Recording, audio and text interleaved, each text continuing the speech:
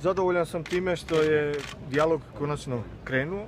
Vi ste svi iz medija bili nazočni tom sastanku pa ste vidjeli ko šta govori, ja to sad neću komentirati. Bilo je puno emocija, ja sam morao govoriti argumentirano, to se nekome možda nije svidjelo, međutim, evo vidjeli ste da i one primjedbe koje postoje, radi se o pojedinačnim nekakvim slučajevima koji se, kad se radi s 500.000 ljudi, uvijek se mogu dogoditi. Ja sam bio na raspolaganju sve 3,5 godine, pa tako i danas i do sljedećih izbora. Kad god ima neki problem, tu sam da to pomognemo razriješiti. Mislim da ono što je danas izneseno nije bio razlog za postavljanje šatora, a kamoli ovih događaja na Markovom trgu. Međutim, evo, dogovorili smo se da ćemo se u ponedjeljak naći na jednom većem sastanku u Ministarstvu branitelja i konačno idemo tamo gdje se problemi, ako ih ima, a ima ih nekih, naravno su i opravdani, rješavaju se u Ministarstvu branitelja, zato Ministarstvo branitelja postoji. Je li vam krivo što takav sastanak sličnog tipa nije napravljen ranije, je li se moglo izbjeći sve ovo posljednjih dana? To bi trebali pitati prosvjednike, branitelje prosvjednike. Dakle, sigurno su mediji sve zabilježili, svih 7 mjeseci od prvog dana. Ponavljam mantru da su vrata ministarstva otvorena, da sam na 5. katu, da imamo i moj ured, da imamo dvoranu za sastanke.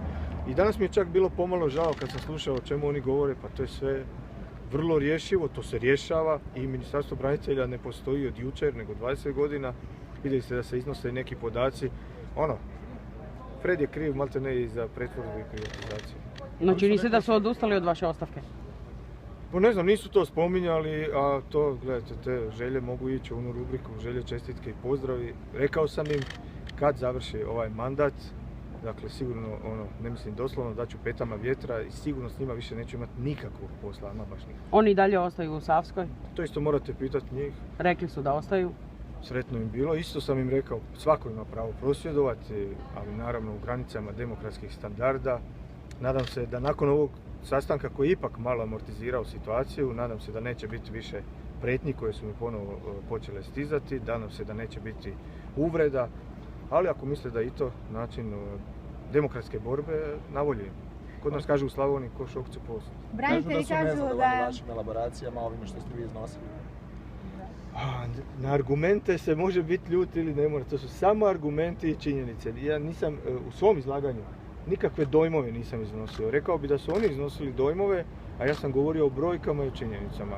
S njima se netko može slagati ili ne, mi smo u Hrvatskoj se često susrećemo s tim da ljudi vole ratovati s činjenicama i podacima.